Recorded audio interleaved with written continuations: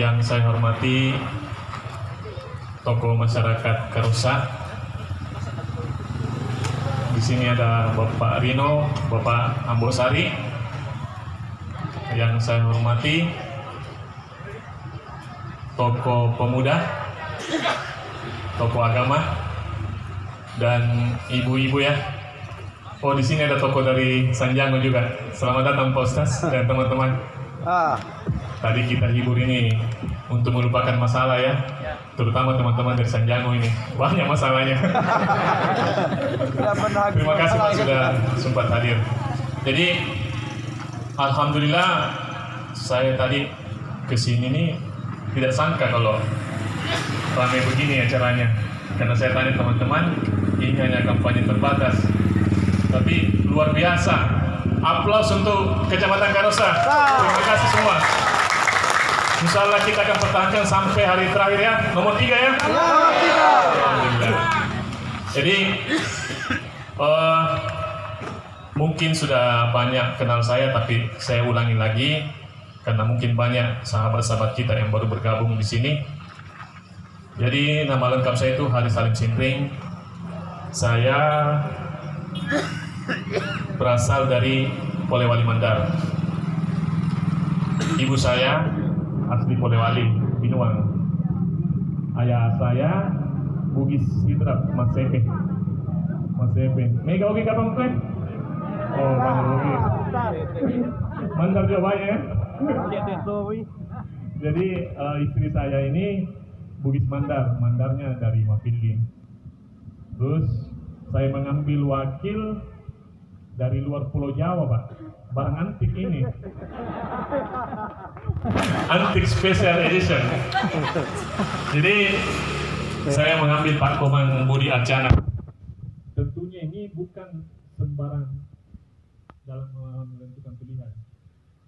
Perjalanan kami ini panjang, Pak.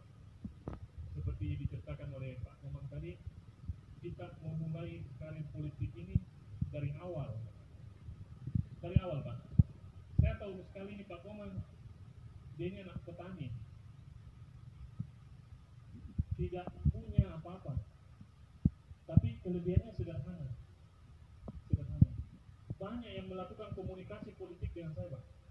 Bahkan ada yang menentung salah satu paslon yang menjadi paslon sekarang ini menemui saya di Makassar kemarin. Dia bilang, kita pasangan Pak. Saya tanggung semua biaya. Saya akan jual semua aset saya. Saya akan dibantu oleh kontraktor. Saya bilang tidak benar cara berpikirnya ini. Saya mengambil Pak Komang karena beliau ini tulus, Pak. Pak Komang ini dengan saya, kami ini membangun perahu politik kami dari bawah.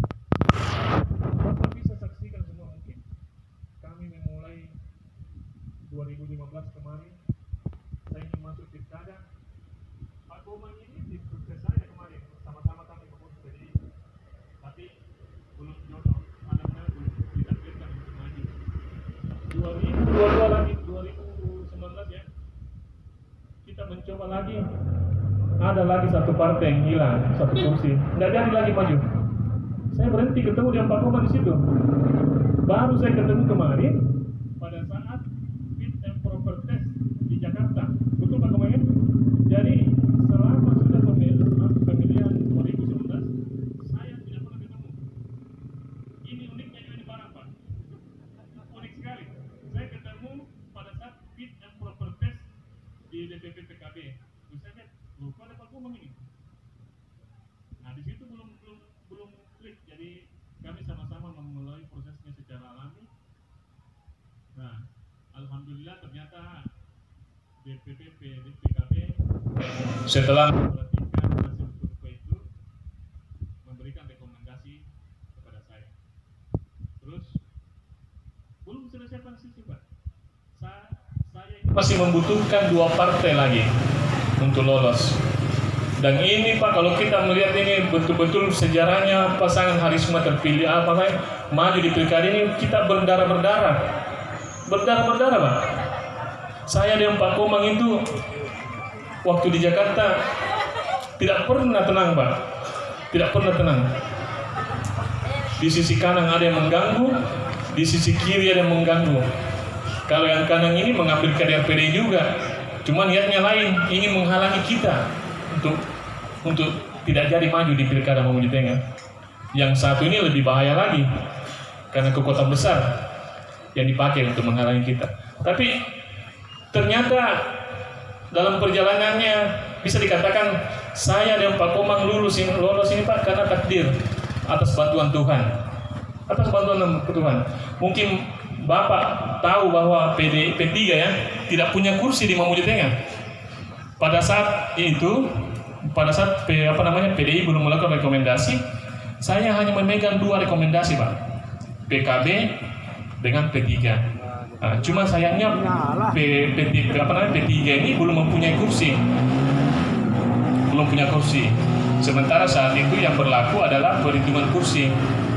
Pada saat pendaftaran dibuka, Bapak mungkin masih ingat, keluarlah putusan Mahkamah Konstitusi yang mengatakan boleh menggunakan hitungan suara.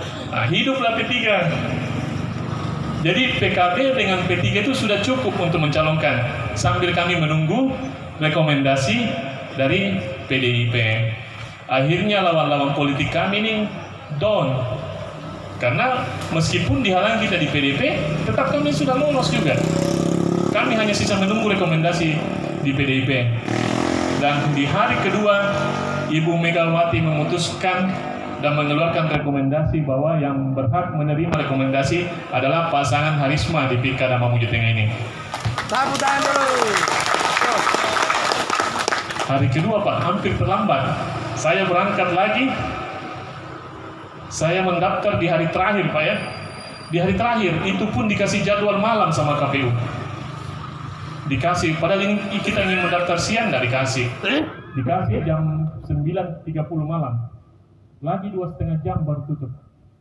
Alhamdulillah semua kita lewati, semua sudah bersyarat dan resmi pendukung kami ini ada 3, PKB, PDI, dan P3. Ini kombinasi partai nasionalis dan religius. Jadi di Pilkada Mamuju Tengah ini kami maju menggunakan tagline solusi Pak. Kenapa kita menggunakan solusi? Karena terlalu banyak persoalan di Mamuju Tengah ini. Banyak sekali.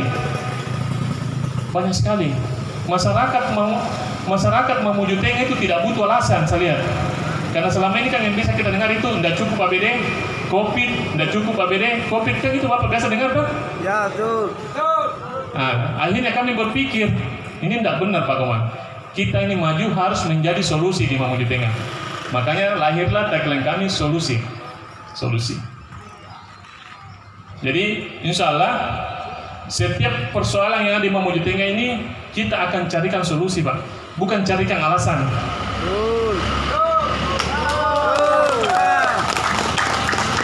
Ciri-ciri orang gagal itu Pak selalu mencari alasan.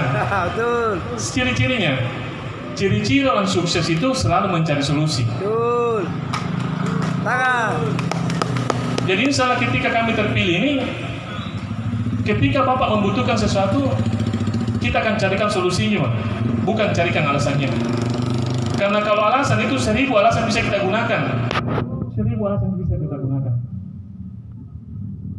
Mungkin Bapak bisa nonton di kanal YouTube kemarin di Rizal Jamal. Di situ saya sudah memberikan statement tentang visi misi saya. Nah, itu sangat berkompetitif dengan salah satu paslon lain. Bapak bisa pelajari. Dan Bapak juga harus mengikuti kampanye paslon lain, Pak.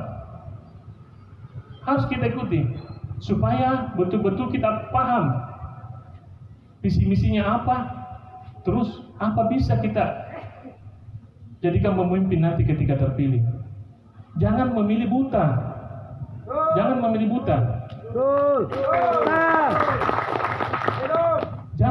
juga karena takut. Itu lebih tidak bagus lagi.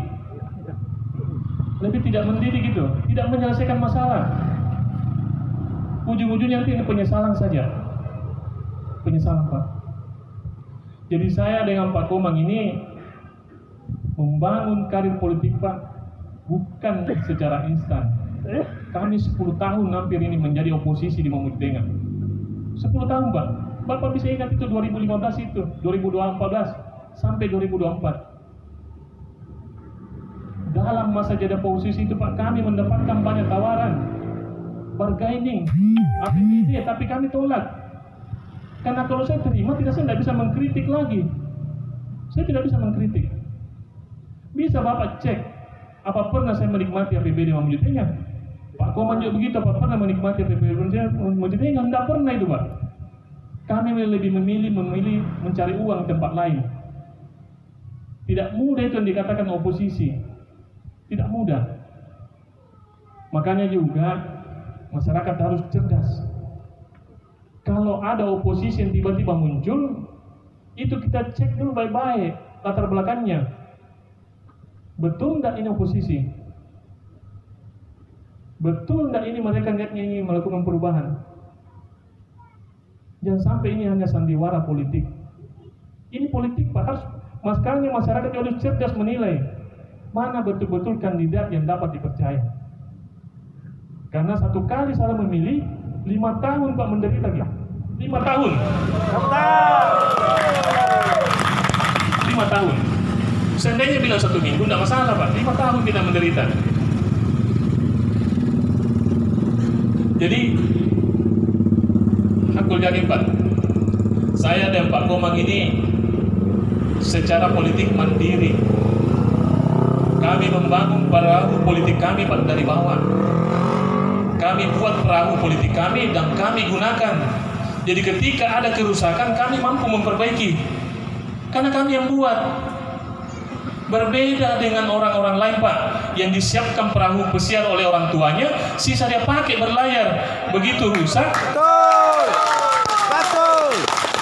begitu rusak, tidak tahu panggil papa atau panggil mami. Karena mereka secara politik tidak mandiri. Mereka secara politik tidak mandiri. Jadi pilkada kali ini betul-betul kita lihat mana figur yang bisa bapak-bapak pilih. Semua mungkin tidak ada yang sempurna, Pak. Paslon 1, paslon 2, paslon 3, ini orang ada kekurangannya semua. Tapi pilih orang yang paling sedikit kekurangannya. Kalau mau cari kesempurnaan juga tidak ada. Pilih yang kurang dosanya. Pilih yang tidak pernah berjanji atau pernah berjanji tapi tidak menetapi. Itu kan jelas. Masyarakat kan pintar melihat. Sekarang zamannya digital. Ada track record. Jadi dalam pilkada ini, Pak, saya mengusung visi misi, insya Allah masyarakat Mateng akan lebih sejahtera. Itu visi misi saya. Jadi ada 6 poin di sini kita lakukan, tapi saya akan terfokus dulu kepada 3 poin. Poin yang pertama, kami akan melakukan pembangunan infrastruktur jalan sepanjang 500 km. Ini sudah mutlak, Pak, tidak bisa ditunda-tunda lagi. Apalagi ini ada teman kita dari Senjawa ini. Korban politik namanya ini. Ini aslinya korban politik kalau orang Senjawa. Jadi, insya Allah kita akan membangun infrastruktur jalan desa sepanjang 500 km dan kita akan tuntaskan dalam 3 tahun.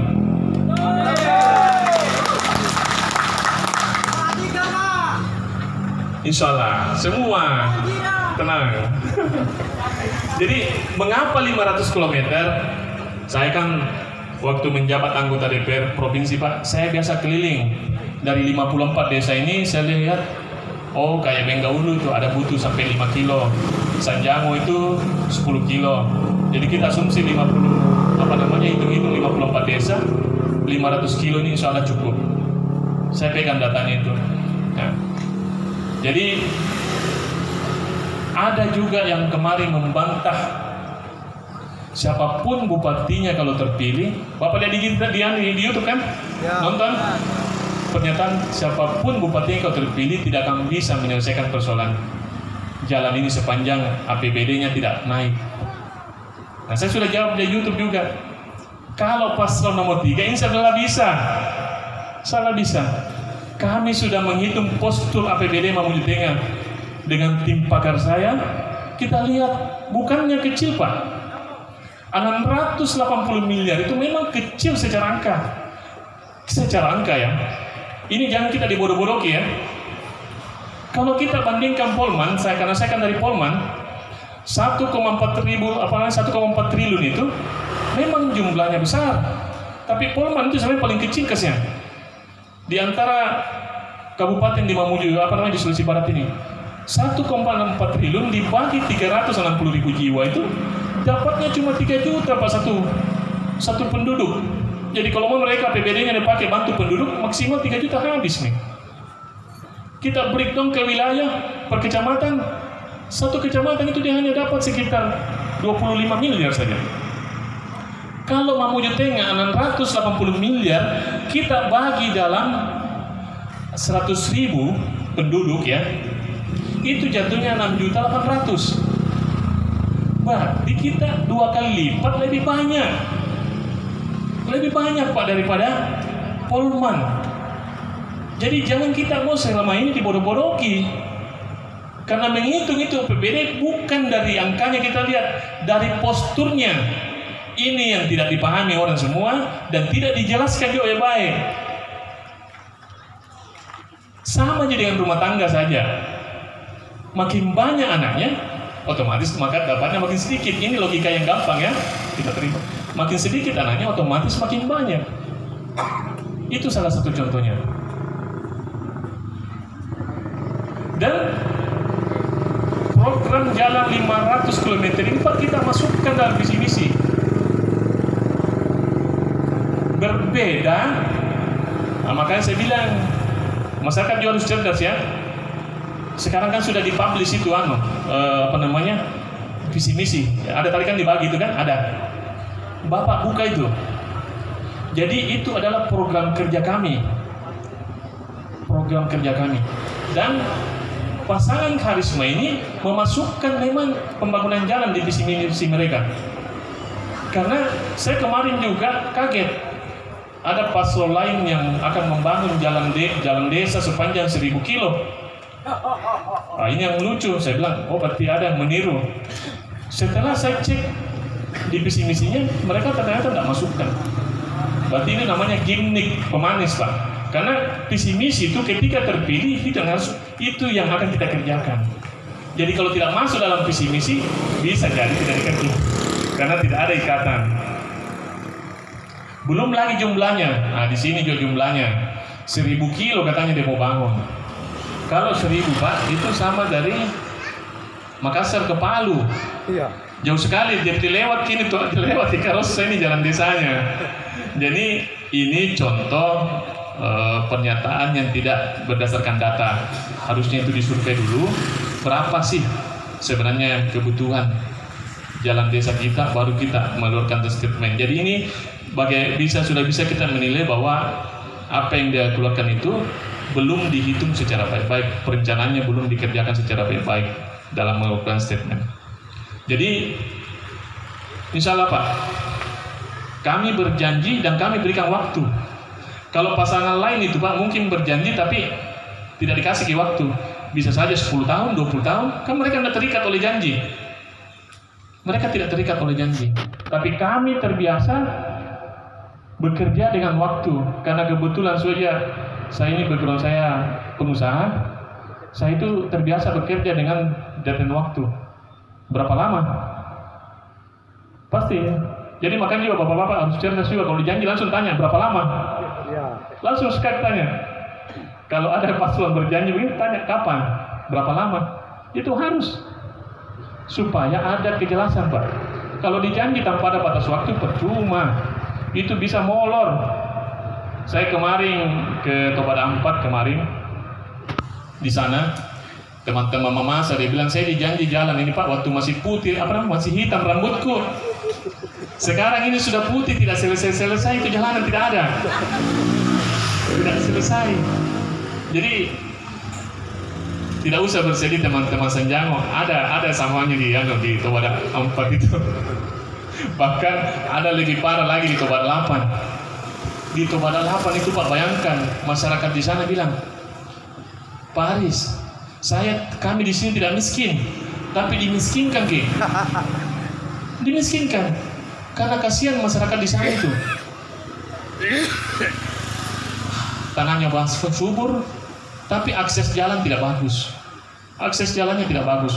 Hasil buah-buahnya sampai tidak bisa dibawa keluar. Rambutan apa semua, karena kalau dibawa itu lebih mahal biaya transportnya daripada harganya. Kasihan saudara-saudara kita di sana itu. Di Sanjango juga begitu, saya masuk kemarin, wah. Itu Sanjango itu luar biasa capeknya kalau kita masuk. Kayak habis dipukul belakang kita nih kalau keluar dari Sanjango. Dan itu terjadi sudah lama Pak, sudah 10 tahun ini. Mungkin kita bisa mengerti ketika pembangunan Mamuju Tengah ini sudah baru baru umpama 1 tahun, 2 tahun, tapi 3 tahun ya. Tapi ini sudah 10 tahun. Kita sudah terlalu jauh tertinggal oleh Pasangkayu.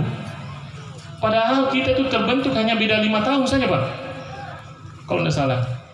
Hanya beda 5 tahun, 7 tahun. Tapi kalau kita perhatikan infrastrukturnya Pak, seperti langit dengan bumi. Seperti langit dengan bumi. Orang Karos datang sini karena dia berbatasan tuh dengan Pasangkayu. Di bawah itu Pak, Pasangkayu, biar kita mau masuk di jalan-jalan di bawah kebun kelapanya itu sudah dihapus Hotmix. Dan saya sendiri menyaksikan Pak, 2018 saya anggota DPR Provinsi, kebetulan di Komisi 3, saya mau turunkan anggaran jalanan provinsi di Mamuju Utara, tidak ada nih. 2018 ini selesai semua. Selesai semua. Tuntas. Kita ini sudah 2024, tidak ada dikerja. Belum ada yang dikerja. Mungkin ini bisa kita mengerti, saya juga mengerti kalau memang APBD-nya kurang, tidak masalah. Tapi harus ada progres. Harus ada progres. Seperti Sanjango, setiap tahun kasihlah mereka umpama 2 kilo. Nah, ini kan selesai, begitu Pak Ustaz. Tapi ini tidak. Biasanya nanti mau pilkada baru dikerja.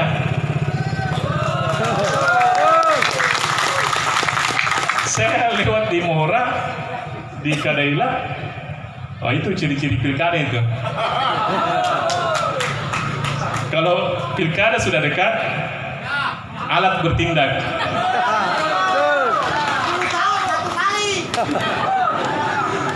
Masyarakat juga harus cerdas menilai mana tulus dan mana modus. Kalau tidak ada keperluan politik terus dikerja, itu tulus itu. Ya, tapi kalau dekat-dekat agenda politik dikerjain, ya, itu saya rasa notin tulus. Dan saya rasa sudah perlu jelaskan, masyarakat pasti paham. Paham. Saya lihat sini sudah digreder semua. Tapi kalau digreder begitu kan paling 1 bulan selesai lagi. Kan pilkada sisa 27 hari lagi, kan? Dia selesai pilkada, hancur lagi. Nanti tunggu pileg lagi Pak. Ya, tunggu 5 tahun. Jadi lagi. Haruskah kita selalu dikasih begitu pas setiap pemilu? Tidak mau. Masih mau kita selalu dikasih begitu? Tidak mau. Setiap kampanye dikasih janji manis. Tidak lama kena penyakit gula ini masyarakat. Kalau terlalu manis kampanyenya itu, janjinya itu bisa kena penyakit gula. Jadi insya Allah Pak, misi yang pertama kami ini, kita sudah hitung baik-baik jumlah APBD kita akan selesaikan. Tidak perlu kami tambah. Kami akan melakukan efisiensi besar-besaran. Kami akan potong anggaran yang tidak perlu. Dan saya sudah bertekad, ketika terpilih itu pemotongan anggaran harus dimulai dari diri kami ketika terpilih. Begitu Pak Komang ya? Yang paling gampang itu anggaran makan minum. Saya akan potong anggaran makan minum saya dengan Pak Komang ini. Karena yang sekarang ini anggaran makan minumnya Bupati Mamuju Tengah itu 100 juta lebih 1 bulan. Masya Allah. Mengalahkan anggaran makan gubernur. Gubernur itu hanya 70 juta. Wakil bupati itu 90 juta Pak Koman. Jadi saya potong ya. Tidak apa-apa katanya. Jadi alangkah tidak enaknya itu kita hidup makan berkecukupan di tengah penderitaan masyarakat. Saya tidak bisa begitu, tidak bisa. Boleh makan enak, tapi tuntaskan dulu kewajiban. Betul. Kewajiban apa? Kita tuntaskan dulu infrastruktur kita di Mamuju Tengah. 10 tahun saya rasa sudah cukuplah masyarakat bersabar. Sudah cukup sekali. Terus poin yang kedua, saya akan menstabilkan harga sawit kita di Mamuju Tengah. Dan kita akan menambah pencetakan sawah. Jadi yang paling sebenarnya yang paling disoroti ini adalah masalah harga sawit. Saya tahu persis persoalan ini. Ini kebetulan juga karena satu-satunya anggota DPRD provinsi dari Sulawesi Barat yang dari Dapil Mamuju Tengah itu yang masuk dalam pansus adalah saya. Jadi satu orang itu diambil dari satu dapil. Saya paham sekali bagaimana petani dikerjai, bagaimana uangnya setiap bulan diambil. Saya paham sekali Pak, dan saya tidak tega persoalan ini. 2016 itu kita bentuk pansus karena dulu kan ditentukan harganya di kabupaten, kita tarik naik ke provinsi. Waktu kita tarik di situ muncullah semua bagaimana kapitalis ini bermain sehingga masyarakat kita tidak pernah sejahtera. Mungkin wajar saja kalau masyarakat berpikir saya mempublikasi masalah harga sawit ini. Tidak Pak, murni karena saya mengerti ini persoalan. Saya paham sekali. Kita di Sulawesi Barat ini, khususnya di Mamuju Tengah ini, dua persoalannya sebenarnya. Harga penetapan kita rendah, terus itu harga penjualannya, harga ditetapkan tidak diberlakukan juga petani, lebih rendah lagi. Jadi dua persoalannya. Contohnya, penetapan terakhir kalau tidak salah 2.700. Kalau kita buka cek di pabrik itu, apalagi daerah Topoyo, itu hanya 2.400 pembeliannya pabrik. Di sini mungkin agak tinggi, bukan karena mengikuti penetapan, karena penjualannya ke Matra. Saya tahu itu Pak. Di Matra itu sudah mengikuti harga penetapan, makanya tinggi. Kalau Mateng sama sekali tidak. Ini yang menjadi pertanyaan sebenarnya. Ada apa sebenarnya sih? Ada apa? Kalau di Sumatera itu Pak, harga terakhir saya cek 3.240, bahkan tembus 3.300.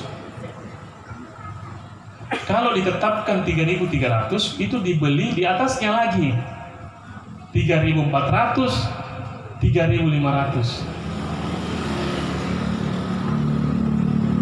Jadi sebenarnya selisihnya bukan 500, hampir 1.000. Nah kami bukan berhitung di pansus kemarin itu, kalau kita berhitung sedikit saya Pak, 500 rupiah, kita kali jumlah lahan yang ada di Mamuju Tengah, itu kerugian petani satu bulan 30 miliar. 30 miliar itu Pak. Bukan jumlah sedikit. Satu bulan petani Mamuju Tengah bisa membangun satu pabrik berkapasitas 30 ton per jam, 60 ton per jam. Jadi petani sebenarnya kalau harganya bagus ini sisihkan 500, dia bisa bangun pabrik sendiri satu biji satu bulan. Tidak perlu menjual ke Astra atau global, tidak perlu. Bayangkan Pak, 30 miliar satu bulan dikali satu tahun 360 miliar. Itu sudah setengah APBD Mamuju Tengah. Setengah Pak. Jadi luar biasa ini sebenarnya uang petani. Seandainya kemarin saya bilang sama teman-teman pansus, seandainya ini uang negara kita sudah laporkan di kejaksaan. Cuma sayangnya ini uang petani. Ini uang petani dan ini murni permainan kapitalis. Bonyok ke masyarakat ini Pak. Kasihan mereka, sudah jalanannya hancur, harga buah rendah. Saya masuk kemarin di pojok di Botomarangu, harga sawit di sana itu hanya berapa itu? Rp1.000 1 kilo, karena 2 kali langsir kasihan. Sudah harganya rendah, jalanannya hancur lagi. Kenapa Pak saya terfokus di harga sawit ini? Ini yang banyak orang tidak paham. Saya sedikit mengerti ekonomi Pak, dan sesuai visi saya ke depan, saya akan mensejahterakan masyarakat Mamuju Tengah. Dan ini berhubungan erat dengan ini. 80% petani kita ini adalah petani sawit. 80%. Jadi kalau harga sawit kita perbaiki ini Pak, ini multi efek player, efek domino. Bukan hanya petani sawit yang dapat keuntungan, seluruh pelaku ekonomi, pedagang, penginapan, seluruhnya, UKM itu berdampak semua. Langsung rame itu pasar, langsung rame. Ibu-ibu mungkin tidak menawar bijak berbelanja, masih menawar mungkin Pak ya. 30 miliar Pak, bayangkan kalau 30 miliar itu ditumpah di pasar, itu bukan harga sawit, selisihnya doang Pak, selisihnya saja itu, bukan harga sawit tetap kita ambil. Ini saya berbicara hanya selisihnya. Kemarin itu ada lagi paslon mengkritik, tidak bisa bupati menentukan harga sawit, presiden pun tidak bisa. Mungkin kita bisa lihat di Facebook itu, salah satu paslon melakukan statement. Saya katakan pernyataan ini pernyataan bodoh. Sama saja kalau dia mengatakan bupati tidak bisa merangkap koruptor, itu persamaannya. Memang bukan tugasnya. Dan saya tidak pernah bilang bupati menentukan harga sawit. Inilah apa ya, orang berbicara tidak paham tentang apa yang mau dibicarakan. Yang saya maksud di sini sebenarnya kebijakan bupati itu bisa mempengaruhi harga sawit. Bisa. Sangat bisa.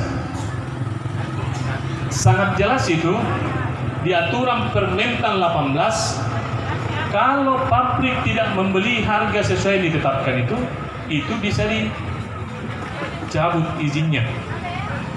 Siapa yang membuat izinnya? Bukan gubernur, bupati.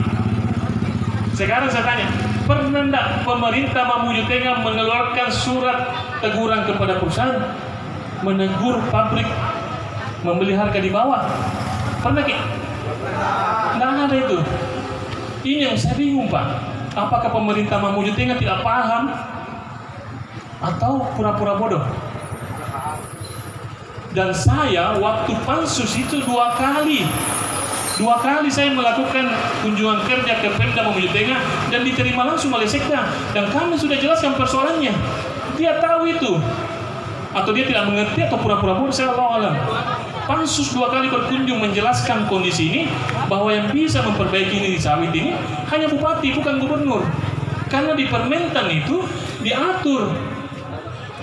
Di situ kami sayangkan Permentan juga itu, waktu seandainya Permentan itu yang mengeluarkan izin itu adalah gubernur, selesai itu apa Pak? Pasti gubernur ambil itu persoalan. Di situ racunnya Permentan kemarin. Jadi aku yakin Pak, saya memasukkan visi misi harga sawit ini bukan janji manis saja. Ada Pak daerah lain yang sama. Ada contohnya. Bisa ke Kalimantan, ke Sumatera, semua itu jelaskan. Tidak perlu ke sana, sekarang kan sudah buka saja Google itu. Cek harga penetapan terakhir Kalimantan dan Sumatera. Pasti selalu selisih 500 itu Pak. Selisih 500. Nah yang saya maksud di sini Pak, 2, bukan hanya harga penetapannya yang kita ikuti, tapi harga penetapan itu yang kita akan kasih naik. Minimal itu kita samakan saja dengan Sumatera, Kalimantan. Karena terlalu jauh gapnya, terlalu jauh. Cuma ini salah satu saya lihat celahnya untuk memperbaiki secara cepat ekonomi kita di Mamuju Tengah ini, karena jumlahnya 80%. Seandainya 20% saya tidak terlalu pusing gini, masih banyak kita kejar komoditas lain. Tapi karena sudah 80% tidak apa-apa lagi. Ini memang yang harus kita perbaiki. Nah, saya juga sudah sampaikan, kalau biasa nonton di YouTube itu, memperbaiki harga sawit ini Pak lebih gampang daripada membangun jalan. Lebih gampang. Kalau saya janji membangun jalan, saya masih mesti carikan anggaran. Saya mesti potong anggaran-anggaran yang tidak realistis. Tapi kalau sawit, begitu kami dilantik, insya Allah minggu depan itu harga sawit normal. Amin. Karena kami tahu kuncinya, kami tahu clue-nya. Saya mengerti. Makanya saya berani menjamin. Makanya kemarin ada satu paslon memberikan komentar akan memberikan harga sawit, memberi pendampingan harga sawit, petani tidak perlu pendampingan. Kalau bupati itu berpihak kepada masyarakat, naik sendiri harga sawit. Naik. Ada yang bilang kemarin sudah 5 nih pabrik kita kasih masuk, masih begini juga harga sawit. Biar 20 Pak. Pabrik dikasih, kalau tidak dibebaskan itu pabrik bersaing secara sehat, sama Ji, sama. Ada yang bilang kemarin juga tim sesnya itu karena ada biaya transport. Saya jelaskan Pak, harga sawit itu berlaku satu provinsi sama dengan BBM. Jadi kalau diputuskan itu di provinsi, berarti berlaku seluruh provinsi. Jadi untuk Sulawesi Barat sama semua harganya, dan pabrik tidak boleh membeda-bedakan. Di Matra, di Mamuju Tengah dengan Mamuju Kota, Tomo harus sama. Tidak ada dibilang biaya transport, tidak ada itu. Itu urusannya perusahaan. Di sini bisa selalu ribut kemarin dengan perusahaan setiap kita rapat. Karena untuk penentuan harga itu kita harus minta invoice-nya dan mereka tidak pernah memberikan invoice-nya. Padahal dari invoice itu kita akan memberikan harga rata-ratanya, baru kita bagi, baru kita harus keluar dari penetapan. Tapi mereka tidak mau. Tidak mau. Nah insya Allah ketika pasangan karisma ini terpilih, tidak susah Pak. Ini persoalan paling gampang karena tidak pakai APBD, tidak pakai uang pribadi, tidak pakai uang Pemda, hanya persoalan kebijakan. Dicatat Pak ya, ini hanya persoalan kebijakan saja. Kebijakan. Cuma ya mungkin Pak Komar ketika kita terpilih Anda dapat timing dari perusahaan. Tidak apa-apa ya. Oh ya tidak apa-apa katanya. Terus yang ketiga, yang terakhir ya, karena saya fokus pada 3 ini, kita akan selesaikan dalam 3 tahun juga. Kita akan meningkatkan kualitas ASN kita dan akan mereformasi tata kelola pemerintahan di Mamuju Tengah. Bapak bisa bandingkan Pak. Lihat karakter masing-masing paslon. Paslon mana yang berani mereformasi? Bisa kita lihat. Paslon 1 kan sudah bukan rahasia umum anaknya. Paslon 2 kan kemanakannya. Alhamdulillah paslon 3 ini orang biasa sebut pendatang. Kami istilahkan ini biasa pendatang. Tapi disitulah kelebihan kami ketika diberi amanah. Kami ini tidak terlibat konflik kepentingan keluarga. Jadi dalam menentukan jabatan itu tidak terlibat konflik kepentingan keluarga. Kami bebas menempatkan orang yang ahli di bidangnya masing-masing. Tidak berdasarkan berbasiskan kekeluargaan. Karena walaupun bagaimana kami ini menjadi pemimpin, visi misi kami bagaimana jagonya, kalau bawahan kami tidak mampu mengimbangi ritmenya itu tidak akan berjalan itu juga pekerjaan. Dan kembali lagi ke masyarakat. Pasti mengeluki lagi. Dan saya sudah katakan dengan Pak Komar, saya akan babat habis seluruh pejabat yang tidak punya kompeten di Mamuju Tengah. Kami tidak ada beban. Bukan di keluarga aku di sana. Itu salah satu kelebihan pasangan karisma Pak. Tidak punya siapa-siapa di pemerintahan sekarang. Pak Komar tidak ada, apalagi saya. Saya ini hanya keluarga pedagang Pak. Jarang sekali ada keluarga aku sama jadi PNS. Tidak ada. Di sini banyak keluarga punya pedagang tunjuk juga di sini, kompleks semua. Sama jika, apalagi kita orang Bugis kan sudah biasa pedagang semuanya, lebih hobi dagang. Pak Koman lebih suka di kebun dia keluarganya dibanding suruh pakai baju dinas. Tidak ada. Jadi kami ini tidak terlibat konflik kepentingan keluarga. Begitu pun juga dalam persoalan agraria Pak, karena ini kan marak persoalan tanah di Mamuju Tengah. Marak. Saya sudah katakan itu sama Pak Koman. Dengan bisa kita bandingkan kandidat lain Pak, siapa yang paling bisa menyelesaikan persoalan tanah, persoalan agraria orang sebut ya. Hanya Pak Karisma itu Pak yang paling bisa. Paling bisa. Kenapa? Karena kami bukan bagian dari masalah. Yang susah itu Pak, kalau kita bagian dari masalah, kita mau menyelesaikan masalah itu tidak mungkin gitu. Tidak mungkin. Atau bapak yang ada di situ dalam masalah kita mau selesaikan, tidak mungkin. Atau om yang ada di situ dalam kita mau selesaikan, tidak mungkin. Kalau saya Pak, paling kalau ada berkonflik itu kita sudah tegakkan saja aturan. Siapa yang benar itu kita laksanakan. Tidak perlu lagi kita bela-bela karena tidak ada kita di dalamnya. Acuan kami itu aturan, bukan kebijakan. Kebijakan itu Pak kadang tidak berimbang, apalagi kalau ada keluarga di dalam. Normalnya itu manusia pasti mengutamakan kekeluargaan dulu.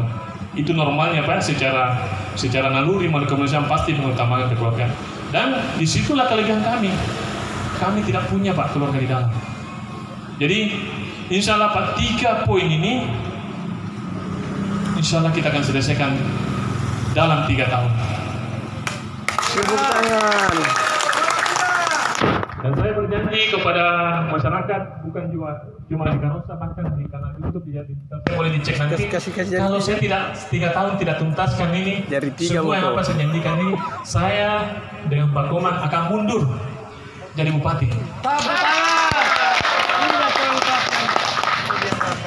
Kita harus meniru Jepang. Jepang itu Pak, kalau dia tidak mampu dia mundur.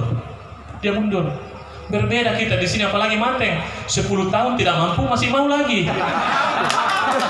Ini kan lucu kan? Kita harus rubah tradisi ini, kita harus memberi contoh. Apalagi kita orang Bugis Makassar, rasa malu kita kan tinggi tuh. Rasa malu kita tinggi. Jadi malu itu perlu ditempatkan pada tempatnya. Jadi insya Allah Pak, jalanan bagus, harga sawit bagus, pelayanan ke masyarakat bagus. Insya Allah saya rasa sejahtera di masyarakat Mamuju Tengah. Itu saja mungkin singkat visi misi saya. Jadi saya akhiri wabillahi taufiq wal hidayah. Assalamualaikum warahmatullahi wabarakatuh.